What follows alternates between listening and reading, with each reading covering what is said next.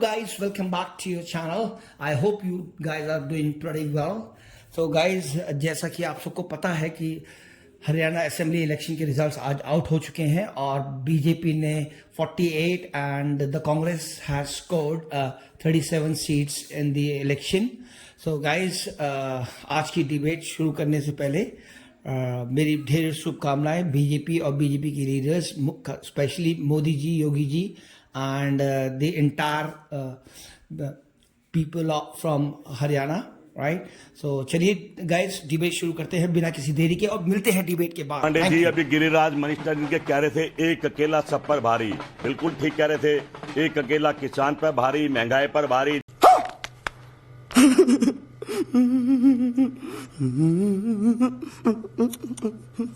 जनता पर भारी, किसान पर भारी.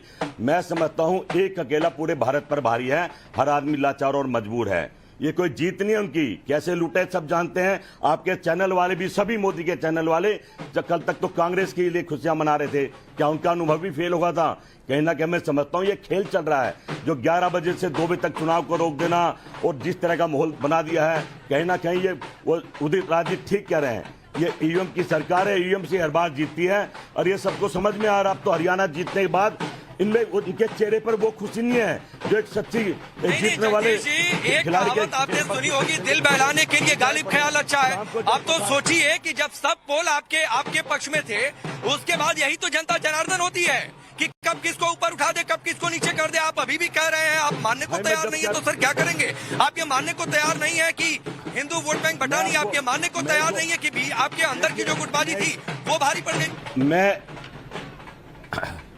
मैं इसलिए मानने को तैयार नहीं हूं. मेरे 2 दोस्तों ने 3 दिन पहले बता दिया था, जो एक तो बहुत अमित शाह के नजदीक है और एक मोदी के, कि कांग्रेस की 35 से ज्यादा सीट नहीं आएगी. मैं हैरान था कि ऐसे कैसे कह रहा है और रिजल्ट सामने आ गया.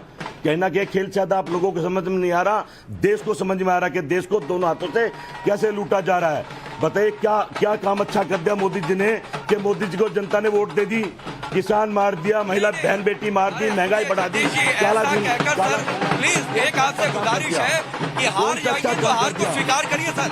जनता का मजाक मत उड़ाइए कि जनता ने वोट नहीं दिया तो हम गाली देना शुरू कर देंगे या फिर दोष देना. 12 साल से ये मत करिए. राधिका खेड़ा जुड़ गई है क्या? ना तो जनता हारी है, ना तो जनता हारी और ना हमारे हैं. लेकिन झूठ चल रहा है.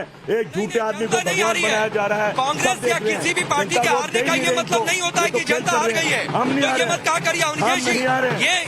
ये कोई मतलब नहीं कि हम हार गए तो जनता हार गई, कांग्रेस पार्टी हार गई तो जनता हार गई. हरियाणा के चुनाव को लेकर पूरे देश में चर्चा है. हरियाणा के चुनाव को लेकर पूरे देश में चर्चा. ये चल क्या रहा है? एक आदमी कह रहा हमने वोट ही नहीं दिया बीजेपी को, फिर भी मोदी का नाम लेकर जीत रहे. नहीं सर, ये आप चर्चा करिए, अपने मन के अंदर चर्चा करिए. अभी अवनीश जी को बोलने दीजिए. अवनीश जी, क्या ये हरियाणा की जनता का अपमान नहीं है कि एक पार्टी हार गई तो जनता हार गई? अरे जनता ने हराया है. राकेश जी, ये कोई नया रिकॉर्ड नहीं है. रिकॉर्ड 2014 से सुन रहे हैं हमने और जनता बार बार इनको पराजित करती है. आज ये कह रहे हैं कि कल एग्जिट पोल में कांग्रेस जीत रही थी तो आज कैसे हार गई. अरे एग्जिट पोल में तो 2024 के इलेक्शन में बीजेपी 350 सीट ले रही थी, तब 240 कैसे आ गई? तब आपको नहीं लगा था कि सारे मीडिया चैनल, सीफोलॉजिस्ट, पोलस्टर्स बिके हुए हैं? तब आपको नहीं लगा था? ये राकेश जी, बात समझ में आनी चाहिए. और उन लोग, भैया मैं किसी के बीच में नहीं बोलता. ये सब दोगलापन है. मैं तेरा दोगलापन उतारता हूँ. मैं कह रहा हूँ, मैं किसी के बीच में नहीं बोलता हूँ, ना मैंने किसी की बिल्डिंग पे कोई कब्जा किया हुआ. बोले इसलिए मैं ये कह रहा हूँ कि राकेश जी, बात बड़ी साफ सी है. भैया राकेश जी, ये एंटी अगेंस्ट वोट नहीं है, गुस्से का वोट नहीं है. ये वोट भारतीय जनता पार्टी की सरकार के पक्ष का वोट है. कौन सा ऐसा चुनाव होगा जहां तीसरी बार और वो भी हरियाणा जैसे चुनाव में, जहां 2014 से पहले हरियाणा में बीजेपी का कोई अस्तित्व नहीं था. 3, 4, 5, 7 छोटे भाई देवीलाल के साथ कभी किसी और के साथ मिलकर के चुनाव लड़ते थे. 2014 के पश्चात बीजेपी की सरकार ने वहां की जनता को बिना खर्ची पर्ची, एक सुशासन, बिना किसी भ्रष्टाचार के, जमीनों पर किसी का कब्जा नहीं, जमीनों को किसी के हवाले नहीं करना. जब वहां की जनता ने ये देखा है, और एक बात और राकेश जी मैं आपको साफ कहता हूँ कि ये बहुत ही भ्रम फैलाया गया कि जाट जो है ना वो बीजेपी के साथ नहीं है. बिल्कुल भी ऐसा नहीं है। ऐसा होता तो आज ये परिणाम नहीं होता, बड़ी साफ सी बात है।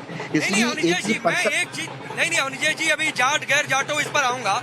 मुझे एक बात बताइए, ये बार बार, क्योंकि भारतीय जनता पार्टी के नेता योगी आदित्यनाथ हरियाणा में गए तो उन्होंने कहा कि बटेंगे तो कटेंगे। महाराष्ट्र में इस बात की तस्दीक प्रधानमंत्री मोदी खुद कह चुके हैं कि बांटने, अगर बटेगा हिंदू वोट बैंक तो दिक्कत होगी। तो ये एक मैसेज तो गया है कि ये जो जातियों वाला चाल चली जा रही थी वो कामयाब नहीं हो रही है। राकेश जी, पहली बार मैंने देखा कि कोई व्यक्ति या कोई विपक्ष जो है इकट्ठा होने को, एकता को क्रिटिसाइज कर रहा है।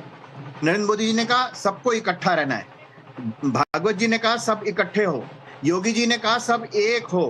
एक होने को कह रहे हैं कि ये गलत है। अब तक मैंने सुना था कि विभाजन को गलत कहा जाता है, बांटने को गलत कहा जाता है। यहां पर तो ये विपक्ष ऐसा है जो कहता है कि नहीं, अलग अलग हो सब। एक, अगर समूचा भारतवर्ष एक होगा तो भारतवर्ष आगे बढ़ेगा या पीछे हटेगा। लेकिन जयचंदों की तो कमी नहीं है इस देश में।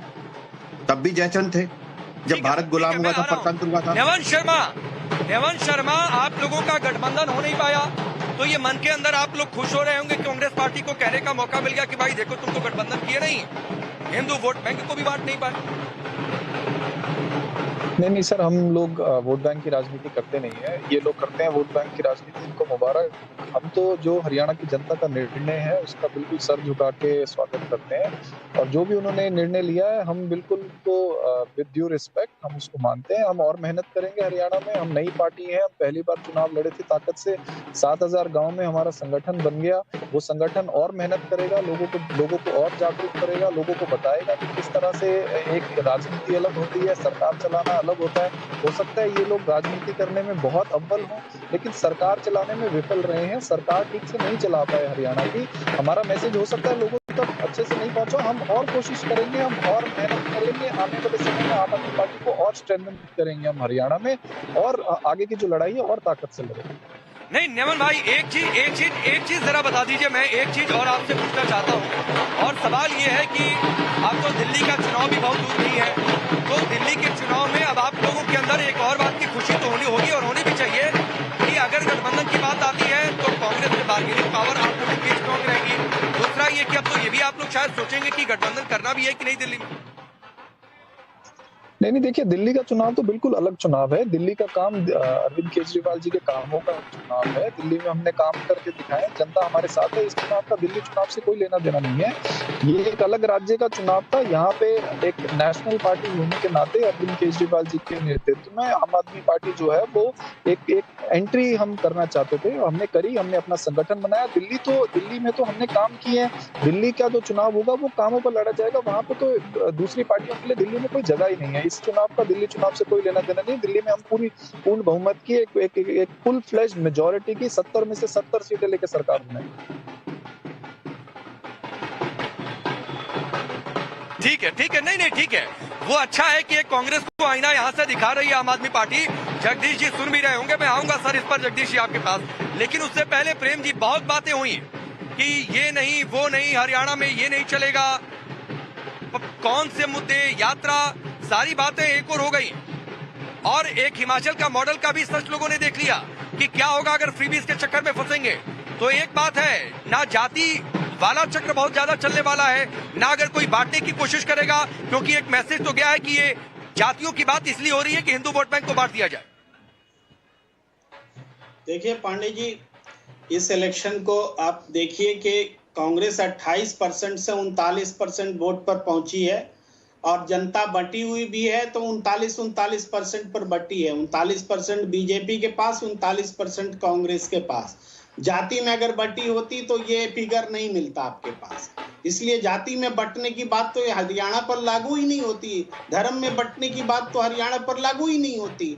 और दूसरी बात ये है कि इस चुनाव में जो भी बातें हों, जो भी तरीके हों, हमने तो देखा पानीपत से एक शिकायत आई, मैंने ट्वीट भी किया है, उसमें 6 ईवीएम जो है 99% चार्ज थे और सब में बीजेपी को वोट ज्यादा पड़े थे।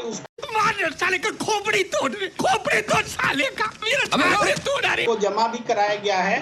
तो ऐसे केसेस भी हैं ऐसा नहीं कि संदेह से परे बातें हैं, लेकिन ये चौंकाने वाले नतीजे हैं। इसके बावजूद कांग्रेस को डिमोरलाइज होने सर सुनिए ना प्रेम जी, आप तो वरिष्ठ पत्रकार हैं, आप जगदीश शर्मा से ज्यादा बेहतर कांग्रेस का पक्ष रख रहे हैं सर। तो ऐसा करिए कि कांग्रेस ज्वाइन ही कर लीजिए फिर तो, ठीक है, ऐसा करिए, आप कांग्रेस ज्वाइन ही कर लीजिए। मेरी आपको की एडवाइस है कि आप पत्रकार होकर आप कहें कि ईवीएम में इलेक्शन कमीशन ने 2 टूक कह दिया ना कि सब कुछ नियम के। तो भाई नहीं मुझे मैं नहीं, क्या गलत बात है? आप कांग्रेस से ज्यादा बेहतर पक्ष रख रहे हैं, जगदीश शर्मा से ज्यादा बेहतर आप कांग्रेस का पक्ष रख रहे हैं। आप अगर एक पत्रकार होकर अगर ईवीएम पर सवाल उठाना शुरू करेंगे सर, तो ये तरीका ठीक थोड़ा नहीं है। ईवीएम 6 ईवीएम की मशीनें जमा कराई गई हैं, वो 99% चार्ज है, ये फैक्ट है। ये मैंने थोड़े क्रिएट किए हैं कि मैं सवाल उठा रहा हूँ। अब क्या बात करते हैं, फैक्ट ना रखें क्या? नहीं ठीक है सर, पहले आपको शुरुआत करनी चाहिए थी। ठीक है सर, ठीक है, वो जनता देख रही है कि कौन पत्रकारिता कर रहा है और कौन क्या कर रहा है। लेकिन मैं राजीव जेटली जी, ईवीएम की बात आ गई, जनता हार गई है, ये भी कांग्रेस पार्टी कहने लगी है। तो ये सारी बातें कही जा रही हैं, बजाय इसके कि वोट बैंक को बातचीत कर लिया जाए। बांटने की कोशिश कर रहे थे, बांट नहीं पाए, इस पर जवाब दिया जाए।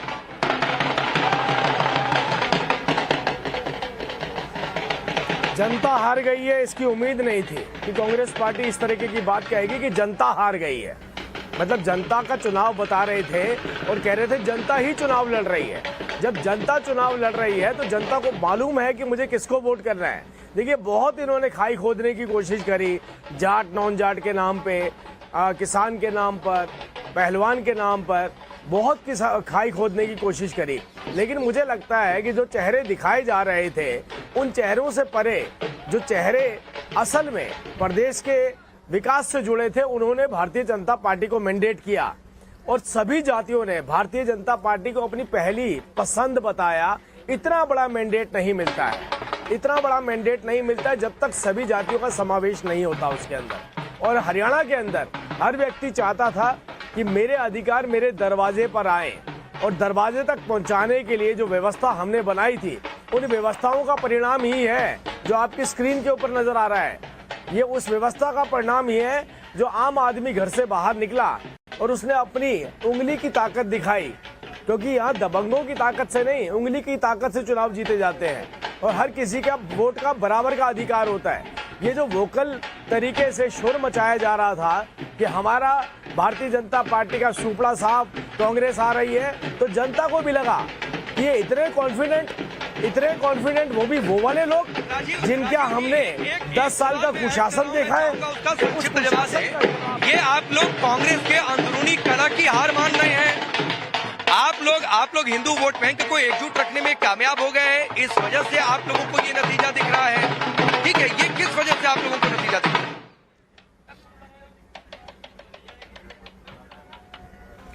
सबसे पहली वजह जो नतीजे की है वो देश के प्रधानमंत्री नरेंद्र मोदी जी के प्रति आस्था रखने वाला, हर छोटी से छोटी गली में रहने वाला, छोटी से छोटी कॉलोनी में रहने वाला, गांव में रहने वाला, शहरों की हाई राइज बिल्डिंग में रहने वाला, अरे भाई वो किसी से बात नहीं करता है, वो महसूस करता है कि इस प्रदेश के अंदर किस तरीके का बदलाव, इस देश के अंदर किस तरीके के बदलाव हुए हैं।